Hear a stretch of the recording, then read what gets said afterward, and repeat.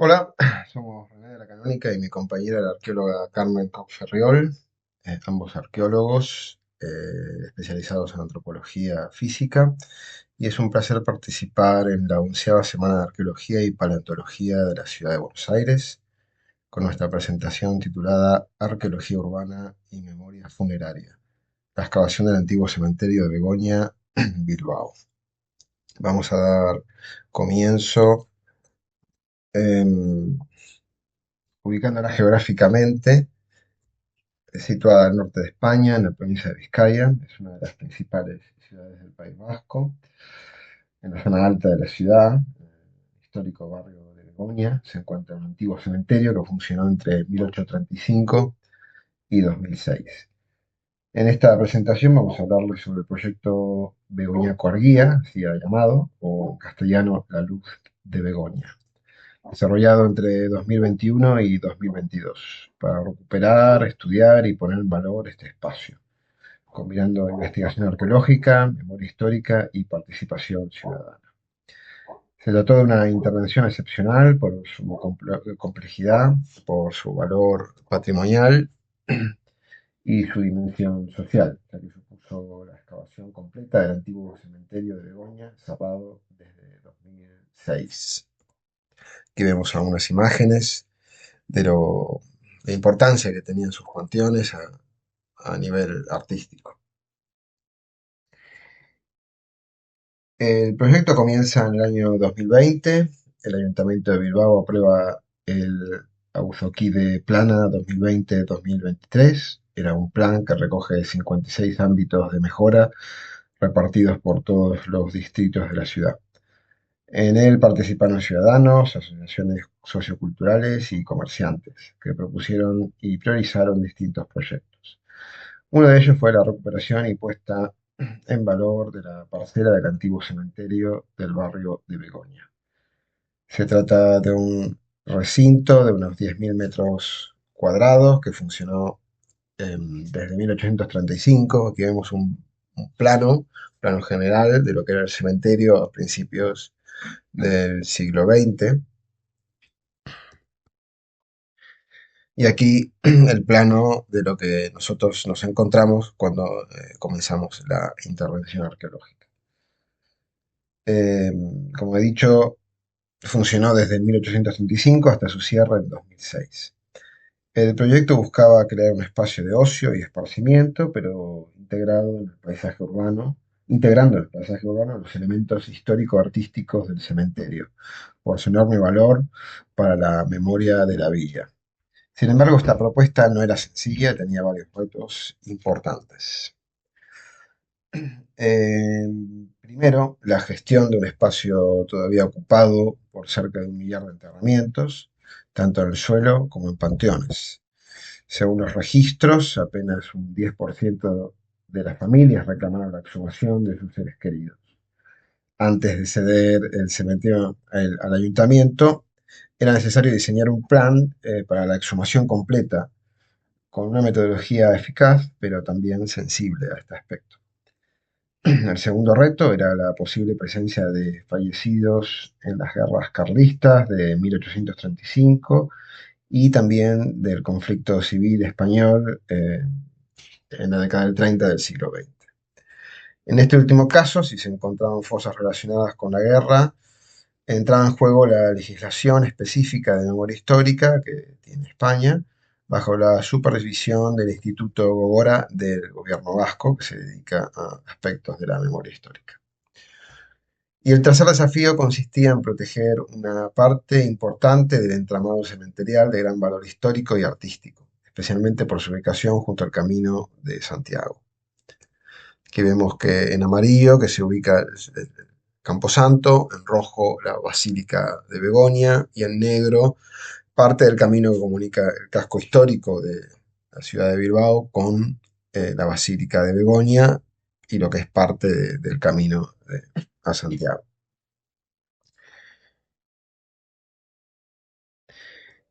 Ante esta situación, la Sociedad de Ciencias Aranzadi una institución científica del País Vasco dedicada a la investigación en arqueología, antropología y patrimonio histórico con más de 50 años de trayectoria, intenta dar con una solución a este dilema.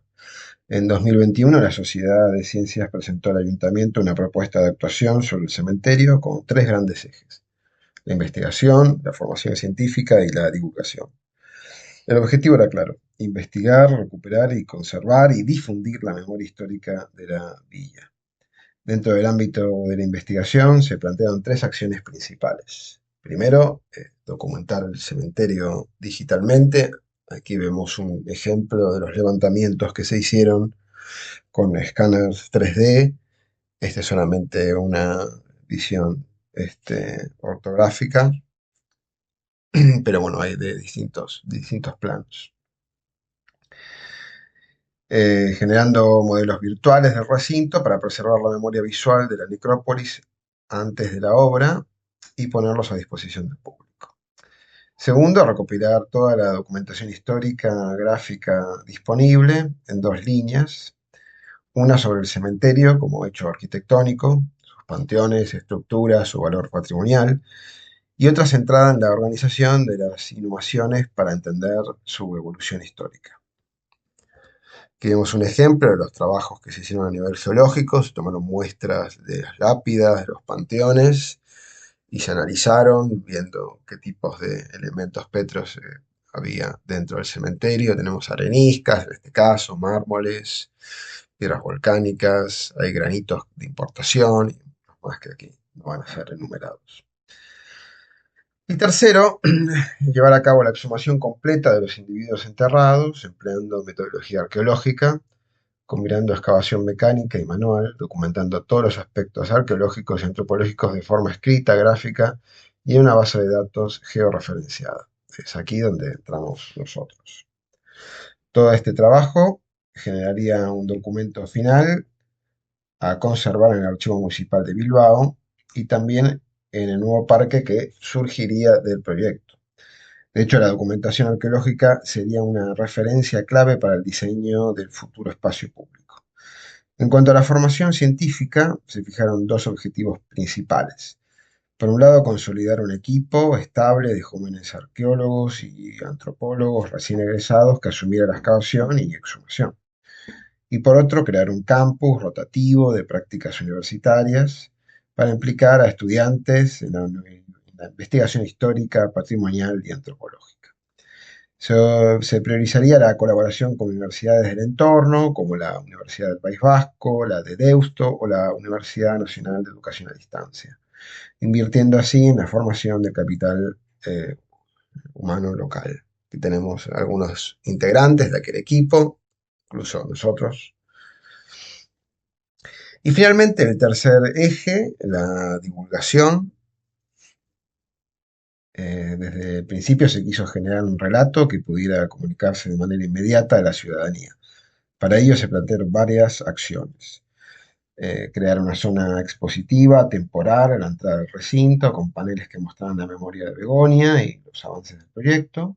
Organizar jornadas de conferencia abiertas al público sobre temas como memoria y derechos humanos o arquitectura y paisaje.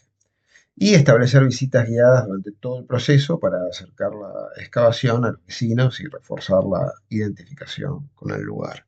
Aquí tenemos dos imágenes de ejemplo. La primera, los paneles expositivos a la entrada del recinto, y la segunda, algunas de las charlas que se hicieron en la biblioteca de Villabarreta en Bilbao.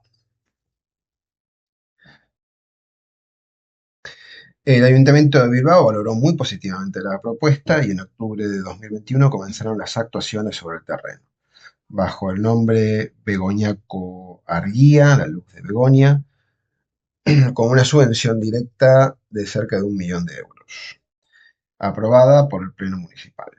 El proyecto finalizó en noviembre de 2022 y estuvo dirigido por la arqueóloga forense Carmen Ferriol.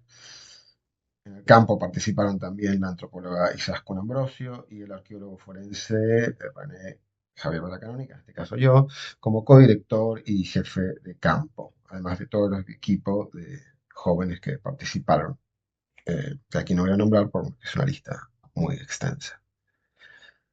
El equipo lo completaban, como he dicho, 15 arqueólogos y antropólogos fijos, junto a más de 40 estudiantes en prácticas que colaboraron en las labores de investigación histórica, patrimonial y antropológica.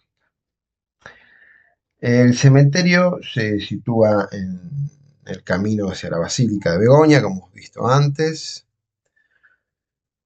con su única entrada en la calle Virgen de Begoña, así se denomina.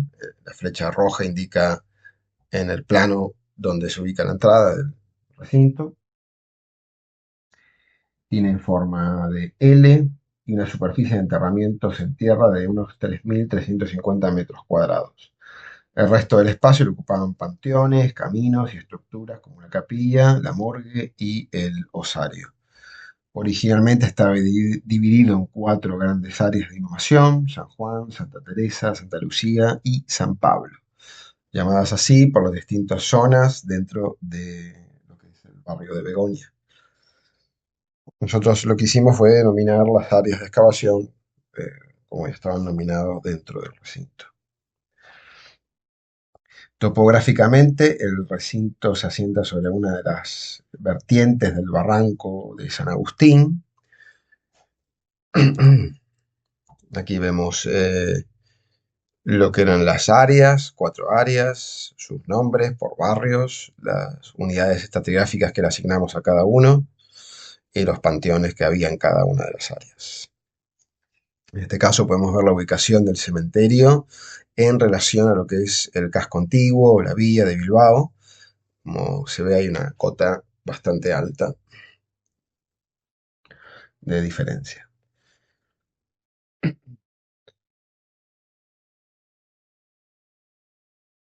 Como he dicho, topográficamente el recinto se asienta sobre una de las vertientes de un barranco que se llama San Agustín, donde hoy se encuentra un parque y también el propio ayuntamiento de lo que es Bilbao, con diferencias dentro del recinto cementerial de hasta 7 metros de altura por este hecho.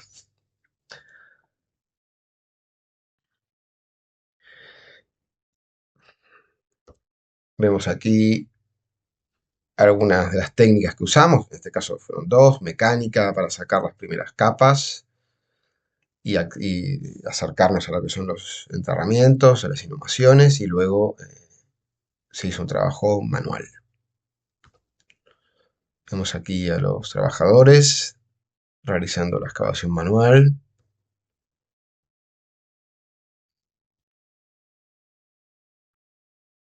Y algunas de las adversidades por esta diferencia de 7 metros dentro del recinto fue que es una zona con mucha lluvia, Bilbao, el norte de España, y en épocas de lluvias pues había concentraciones de agua por estas pendientes que fueron prácticamente insalvables, y como no podíamos parar el proyecto, pues tuvimos que continuar independientemente de que lloviera o no. Vamos a ver un ejemplo, en este caso, de una de las áreas, en este caso el área de San Juan. De las 1.000 inhumaciones registradas documentalmente, llegaron a exhumar más de 4.700 individuos en total, de todas las áreas, distribuidos en distintas capas estratigráficas, algunas documentadas, otras no, que revelan fases sucesivas de uso y permiten entender la evolución de la necrópolis y las prácticas funerarias a lo largo del tiempo. Cuando me refiero a que están documentadas o no, me refiero a que las capas que estaban eh, más arriba, digamos, en cotas más altas, teníamos documentación de quiénes eran estos individuos. Sin embargo, los que estaban en cotas más bajas eran capas antiguas del uso del cementerio que no teníamos constancia de que estuvieran allí. Esto se ve en esta área de San Juan. Vemos aquí en este cuadro cómo había en total en los registros que teníamos unos 872 individuos dentro del área de San Juan, pero terminamos excavando 2.256 individuos. Eh, Se pueden apreciar aquí las distintas zonas dentro de San Juan. Había un cementerio infantil, había una zona que fue denominada zona centro, una zona más pegada al muro, los panteones, y cuántos individuos había por cada una de esas áreas dentro del área de San Juan. En el área de San Juan, como he dicho, pudimos identificar varias fases de enterramiento que reflejan su evolución a lo largo del tiempo. La primera y segunda fase corresponden a los enterramientos más antiguos, cavados directamente en las arcillas naturales a gran profundidad, entre 1,70 m y más de 2 metros, y con orientaciones variables, este-oeste y norte-sur. Estas sepulturas, muy deterioradas, parecen pertenecer a los primeros usos funerarios del terreno, anteriores a la creación formal del cementerio en torno a 1835. Y podemos ver en la imagen, en ambas imágenes, como en la imagen de la izquierda los primeros enterramientos, las primeras inhumaciones, en la segunda imagen cómo se les superponen a una cota más alta, en otra orientación, otras inhumaciones progresivas que van invadiendo el campo. La tercera fase marca un cambio importante, como vemos en la primera imagen de la izquierda. Se niveló el terreno con aportes de tierra y se estableció un área específica para enterramientos infantiles, separada de la zona de adultos por un pasillo o antigua calle. A partir de entonces, las sepulturas siguen un patrón más ordenado, con orientación este-oeste y disposición en filas. La cuarta y quinta fase, la de imagen central y la de la derecha, corresponden a la reocupación progresiva de los espacios, tanto de adultos como de infantiles, especialmente entre las décadas del 30 y el 40 del siglo XX. En este periodo, los registros cementeriales indican enterramientos simultáneos en ambas áreas, manteniendo la misma orientación y patrón. Algunos se vieron alterados posteriormente por la construcción de panteones o reformas dentro del recinto. Además de los problemas derivados de la topografía y el movimiento de tierras, hubo hallazgos de enorme relevancia histórica que implicaron retos metodológicos. Se identificaron dos fosas comunes de momentos claves en la historia de Euskadi. La primera, con 40 individuos, presumiblemente soldados liberales de la Primera Guerra Carlista del siglo XIX, la única hasta hoy fosa carlista hallada en lo que es Vizcaya, que vemos la fotografía, tenemos. Lo que nos interesa en este caso son aquellos huesos, aquellas inhumaciones que rodean las fosas que son más oscuras. En el dibujo se puede apreciar mejor cómo hay una serie de fosas con inhumaciones grupales que rodean o que son cortadas por aquellas inhumaciones formales del cementerio.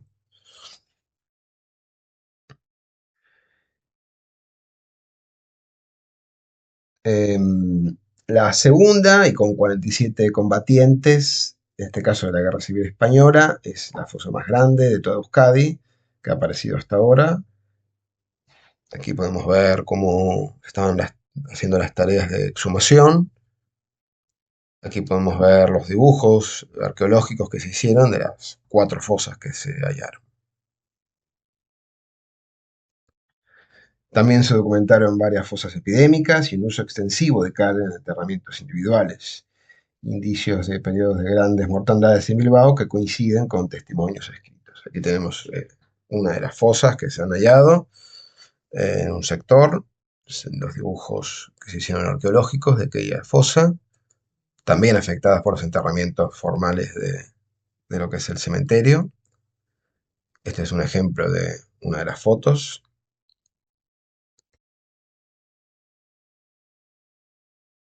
Como resultados, pues tenemos en cada una de las áreas los individuos exhumados, las fosas que se han hallado, los individuos en cada una y el conjunto de objetos en total, que son más de 1900 objetos.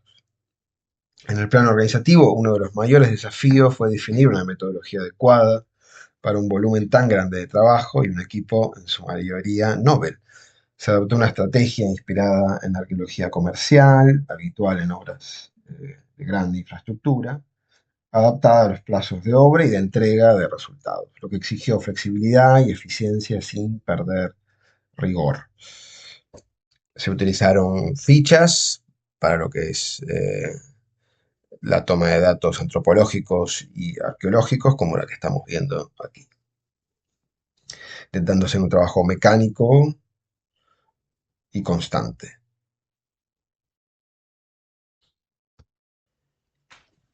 Un dato importante a recalcar es que la intervención en el cementerio de Begoña se marcó para el traslado de los restos humanos al nuevo cementerio de Bilbao, Derio. Al no tratarse de una excavación con permiso arqueológico, no existía un protocolo establecido para la documentación estratigráfica, para la catalogación de materiales ni para la conservación de los restos. Ante esta circunstancia, el equipo se encontró ante una encrucijada. ¿Qué hacer? ¿Limitar la actuación al registro básico en campo antes del traslado y posterior incineración de todos los restos en Derio? ¿O bien conservar bajo custodia todo el material susceptible de estudio? Finalmente, y dada la relevancia de los hallazgos, se optó por esta segunda opción, preservando tanto los objetos personales asociados a los individuos como los restos óseos de interés antropológico, con el fin de garantizar su análisis y conservación futura. El primer paso fue intentar depositar los materiales en el Museo Arqueológico de Bilbao. Sin embargo, nos encontramos con el primer obstáculo, cuando la dirección del museo rechazó su recepción, alegando que no poseían relevancia patrimonial suficiente. A modo de anécdota, recordamos que uno de los argumentos esgrimidos por el entonces director fue que los objetos recuperados le recordaban demasiado a su propia abuela y que por lo tanto no podían considerarse lo bastante antiguos ni significativos desde el punto de vista arqueológico. A este respecto, y a diferencia de otras comunidades autónomas, donde la legislación patrimonial protege todo material recuperado mediante metodología arqueológica y obliga a su depósito en un museo, en el País Vasco la competencia recae en las diputaciones forales y en este caso directamente en el Museo Arqueológico de Bilbao. La normativa otorga a la institución un margen de decisión sobre la aceptación o no de materiales en función de su relevancia patrimonial y de su capacidad de custodia, sin la obligación legal de incorporar todos los hallazgos arqueológicos recientes. Una situación similar se plantea con los restos esqueléticos. A diferencia de los procedentes de los conflictos bélicos que fueron depositados en la sede de Gogora, como comentó antes René, que es para recordar el Instituto de la Memoria, la Convivencia y los Derechos Humanos del País Vasco, los restos exhumados en Begoña de las inhumaciones comunes no contaban con un marco claro de protección. Aunque la ley reconoce el respeto y la salvaguarda de los restos humanos dentro del patrimonio cultural, esta no obliga expresamente a su musealización. Esta circunstancia abrió un debate fundamental. ¿Qué hacíamos con todos estos restos? ¿Cómo conservarlos, proteger y cómo estudiar todos estos materiales recientes que, pese a su limitada antigüedad, pensábamos que poseían un gran valor histórico, social y humano innegable? Aquí en la fotografía podemos ver algunos de los tantísimos objetos personales que se encontraron en el cementerio de Begoña. La mayoría de ellos pertenecían al mismo ropaje de todos los inhumados, muchos de ellos botones metálicos que casualmente pues, hacían referencia muchas veces a uniformes militares y civiles. Y toda esta indumentaria fue siempre bueno, pues recopilada en fichas de campo. De esta reflexión nació una red de colaboraciones, entre ellos con la Facultad de Conservación y Restauración de Bilbao, donde los estudiantes comenzaron a trabajar sobre los objetos en prácticas formativas, tanto en campo como en laboratorio. Posteriormente se amplió la colaboración con la Facultad de Valencia, que es de donde provenimos, donde cada año acoge a nuevos alumnos donde continúan los trabajos de conservación. Actualmente tenemos la suerte que una estudiante de máster está realizando su investigación sobre más de 450 botones metálicos recuperados con el objetivo de elaborar un inventario y un catálogo completo. Además, el Museo de Bilbao, que actualmente ha cambiado de dirección, ha mostrado un renovado interés y ha manifestado su intención de organizar una futura exposición con estos materiales. Las fotografías que habéis visto, bueno, pues hacen referencia a muchos de los objetos encontrados en campo y en concreto estas últimas a las labores de restauración y conservación en las diferentes facultades. También durante la excavación decidimos conservar todas las prótesis dentales encontradas, ya que por su número, más de 100 piezas pertenecientes a unos 80 individuos y a su variedad resultaban sorprendentes. sin tener muy claro en un principio, ¿no?, qué potencial informativo nos podía dar todas estas prótesis, decidimos contactar con la Facultad de Odontología de Bilbao, que recibió esta colección con mucho entusiasmo y comenzaron a desarrollar una serie de estudios sobre la evolución de las técnicas protésicas en los últimos 150 años, porque hay que pensar, bueno, pues que normalmente cuando la gente fallece con prótesis dentales, pues estas prótesis se van al cementerio y nunca son recuperadas. Por lo tanto, son muy interesantes para las colecciones en las facultades de odontología. Uno de los estudiantes llevó a cabo una investigación sobre la sanidad odontológica de mediados del siglo XX, estableciendo relaciones entre las mejoras de salud pública a principios del 20 y la aparición de nuevas técnicas visibles en las prótesis. Igualmente, se pudieron sacar conclusiones a nivel socioeconómico, que es lo que más nos interesa a nosotros. Entre ellos, por ejemplo, la incorporación al mundo laboral de las mujeres, bueno, pues, y el elevado número de prótesis encontradas en ellas, ¿no?, porque bueno, pues tenían más dinero y podían, bueno, pues, ir al dentista, ¿no?, y ponerse prótesis. Y la abundancia de individuos menores de 45 años con grandes pérdidas dentales, lo que, bueno, pues nos habla un poco de los problemas de salud bucodental posiblemente vinculados a las condiciones de vida y al entorno fabril de Bilbao. Y aquí vemos, bueno, pues unos ejemplos sobre todo de muchas prótesis de oro, que nos llamó muchísimo la atención. Otra parte de los materiales recuperados en la excavación fueron también utilizados en una exposición de arte contemporáneo organizado en el mismo Museo Arqueológico de Bilbao. Aunque el enfoque artístico de la muestra no formaba parte directa del proyecto de investigación, resultó muy interesante observar cómo los objetos arqueológicos podían adquirir nuevos significados en un contexto museográfico, estableciendo así un diálogo entre memoria, materialidad y creación contemporánea. Y esto es una de las fotografías del día de la inauguración en el Museo Arqueológico. En cuanto a los restos óseos, gran parte de la necrópolis infantil se trasladó bajo custodia al Departamento de Biodiversidad Humana de la Universidad Complutense de Madrid, donde se están estudiando con el objetivo de identificar patrones de enfermedad, perfiles biológicos y posibles causas de muerte. Estos estudios permitirán reconstruir indicadores de salud, condiciones de vida y mortalidad infantil en el contexto urbano de Bilbao entre 1830 y 1945, así como comparar estos datos con los hallazgos de adultos y las fuentes documentales disponibles. En este caso vemos un ejemplo de las primeras inhumaciones del cementerio infantil del área de San Juan que pudimos exhumar en Begoña. En cuanto a la documentación escrita y fuentes históricas, paralelamente al registro arqueológico, el proyecto contó con un corpus documental de gran valor histórico compuesto por diferentes tipos de fuentes vinculadas tanto al funcionamiento del cementerio como a los individuos allí inhumados. En primer lugar, como se ven en las fotografías, se recopilaron las actas de defunción de los últimos enterramientos correspondientes al periodo comprendido entre las décadas de 1930 y 1945.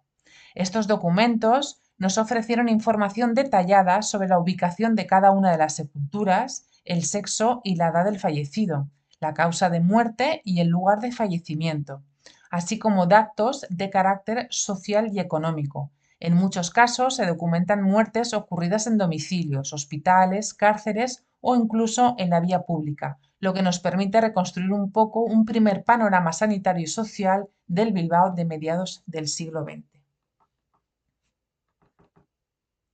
Igualmente se conservan papeletas de defunción de finales del siglo XIX, concretamente la que vemos en pantalla de 1895. Aunque todavía no se ha podido ubicar estas defunciones en campo, aportan también mucha información de relevancia sobre los momentos más antiguos del cementerio. En ellas, a través de las causas de muerte, se identifican episodios de mortandad colectiva, asociados sobre todo a brotes epidémicos, como son las fiebres amarillas, el tifo o las cóleras, lo que abre la posibilidad de abordar un estudio comparativo entre los registros documentales y los hallazgos arqueológicos en campo, como son las diferentes fosas colectivas que pudimos excavar.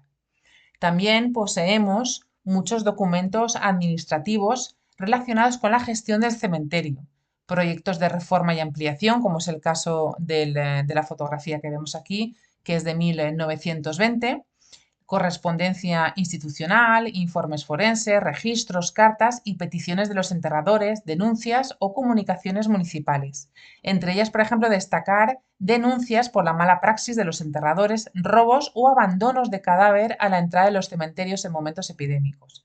Todo este material permite comprender el funcionamiento cotidiano del Camposanto, su inserción en la trama urbana de Begoña y la relación entre la comunidad, las autoridades y el espacio funerario en tiempos, bueno, a lo largo del tiempo.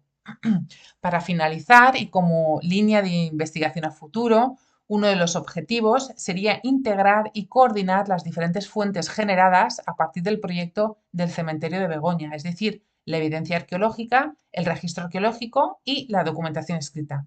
A través de esta convergencia de datos se pretende reconstruir el comportamiento de una comunidad, en este caso de Begoña, frente a la muerte, analizando cómo las prácticas funerarias, las decisiones administrativas y las dinámicas sociales se vieron condicionadas por los contextos de crisis, especialmente durante los episodios epidémicos o de elevada mortalidad. Más allá de documentar un espacio funerario concreto, el propósito de estos futuros estudios sería comprender cómo la sociedad de Begoña, o por extensión la sociedad bilbaína, gestionó la muerte en un periodo de profundas transformaciones sanitarias, urbanas y sociales. El cementerio se presentaría así no solo como un lugar de enterramiento, sino como un observatorio privilegiado para estudiar la relación entre los vivos y los muertos. El objetivo no es tanto estudiar la muerte en sí, sino a los vivos a través de cómo se relacionan con ella, cómo entienden, gestionan y materializan el hecho de morir. Se trataría entonces de trascender este espacio funerario como simple contenedor de restos y convertirlo en una fuente para el estudio de la sociedad, de sus valores, de su respuesta ante la enfermedad y de su forma de construir memoria. Y con esto damos terminada nuestra intervención. Esperamos que la hayan disfrutado y bueno, pues que nos podamos ver en futuras intervenciones. Vale, muchas gracias.